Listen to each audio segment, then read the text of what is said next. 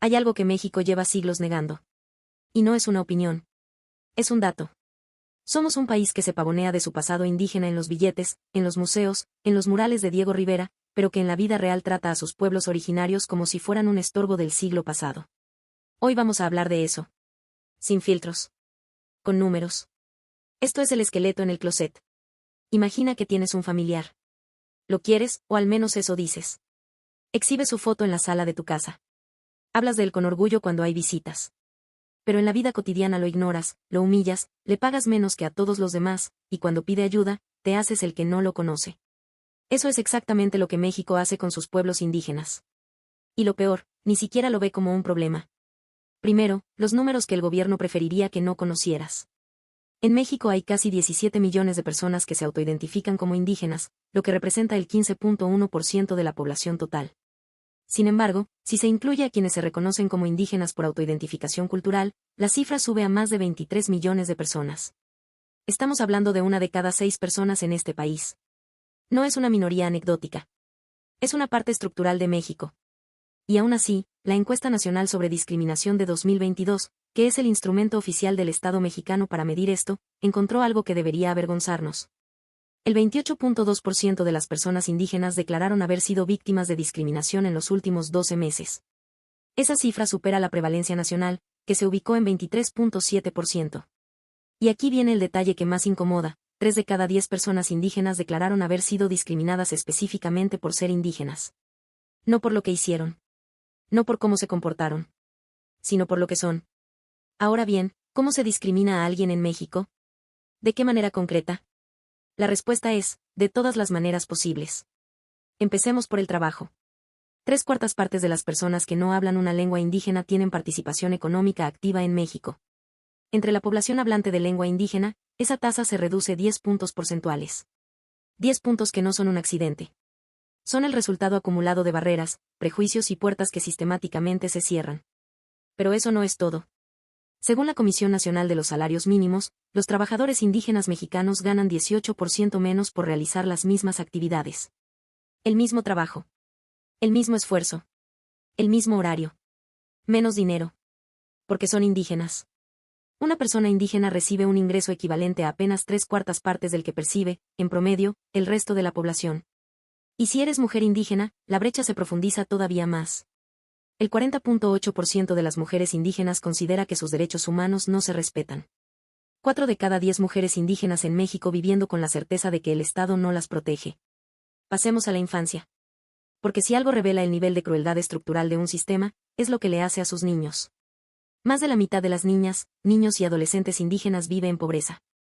En comparación, entre la población no indígena, solo 1 de cada 13 está en la misma situación. Repito eso, más de la mitad versus 1 de cada 13.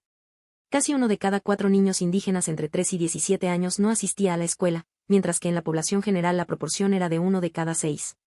En México, 1 de cada 13 mujeres adolescentes indígenas de 12 a 17 años estaban casadas, y más de 1 de cada 26 ya eran madres.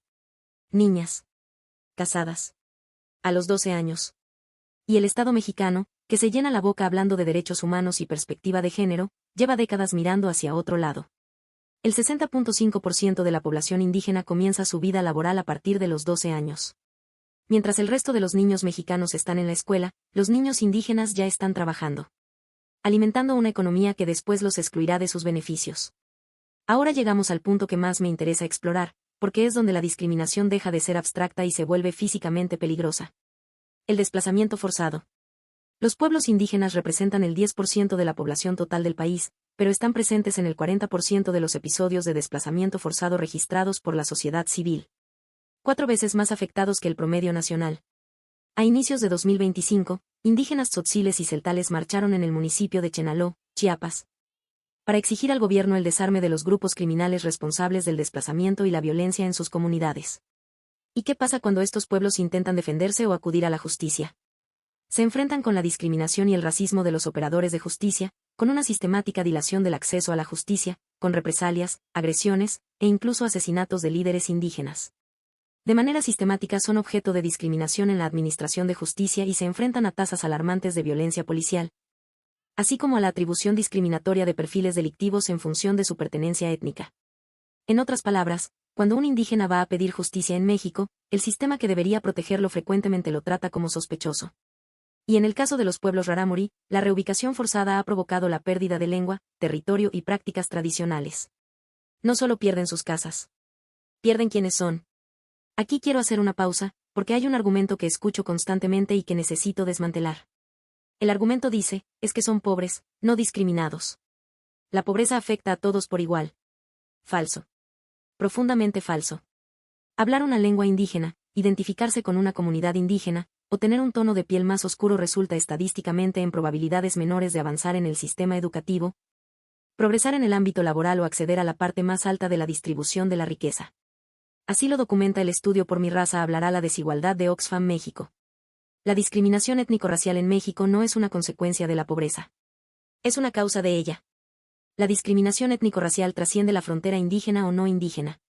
Afecta a personas cuyos rasgos físicos son interpretados como indígenas, sea que hablen o no una lengua originaria. Es un problema asociado al racismo que modula las relaciones sociales en amplios sectores de la sociedad mexicana. No te discriminan por lo que eres. Te discriminan por lo que parecen que eres. Eso es racismo. Sin adornos. Y el racismo tiene consecuencias en la salud mental. Esto no es especulación. Hay evidencia científica publicada. Un estudio publicado en 2025 en una revista indexada analizó las trayectorias de atención a trastornos mentales de jóvenes indígenas en la zona metropolitana de Oaxaca. Los investigadores concluyeron que en estos procesos se articulan y potencian racismos interpersonales, institucionales y epistémicos, lo que afecta directamente la salud mental de las personas jóvenes indígenas. Racismo institucional.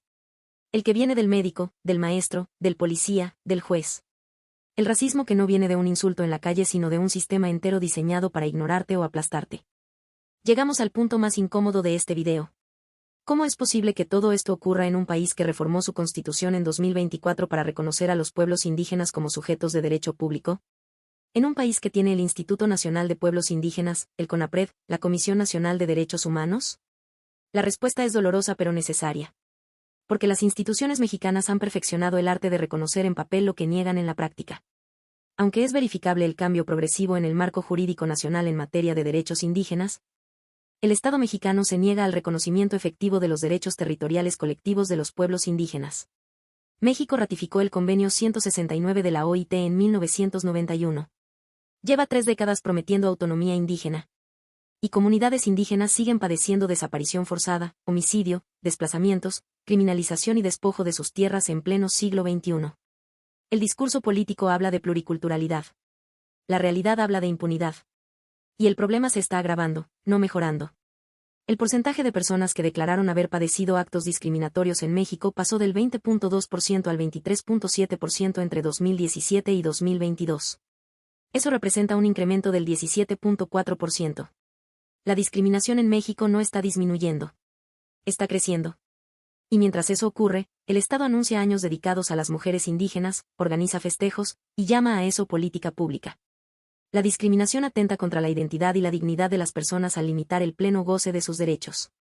Pertenecer a una etnia o ser descendiente de alguna comunidad o pueblo originario ha limitado el acceso a la educación, a los servicios de salud, al ejercicio de la cultura y a la participación política. Esta práctica, sostenida por cientos de años, ha generado un proceso de desvalorización de las personas. Cientos de años. Y seguimos aquí. Quiero terminar con algo que me parece importante decir con claridad. El problema de la discriminación hacia los pueblos indígenas en México no es de ignorancia. No es que la gente no sepa que los indígenas existen o que tienen derechos. Es de indiferencia deliberada. Es más fácil poner una pirámide en el billete de 500 que garantizar que un niño náhuatl pueda asistir a la escuela sin tener miedo de que se burlen de él por cómo habla. Es más fácil hacer un mural de Quetzalcóatl en el aeropuerto que asegurarse de que una mujer tzotzil que denuncia violencia tenga un intérprete en el juzgado. Es más fácil llamar a México nación pluricultural que pagar lo mismo a un trabajador zapoteco que a uno que no lo es. Mientras sigamos celebrando lo indígena como estética y negándolo como realidad, mientras sigamos honrando a los muertos y discriminando a los vivos, no habremos superado nada. Solo habremos aprendido a ser racistas con mejores murales. Esto fue El esqueleto en el closet. Si este video te hizo pensar algo incómodo, es porque debía hacerlo. Nos vemos en el siguiente.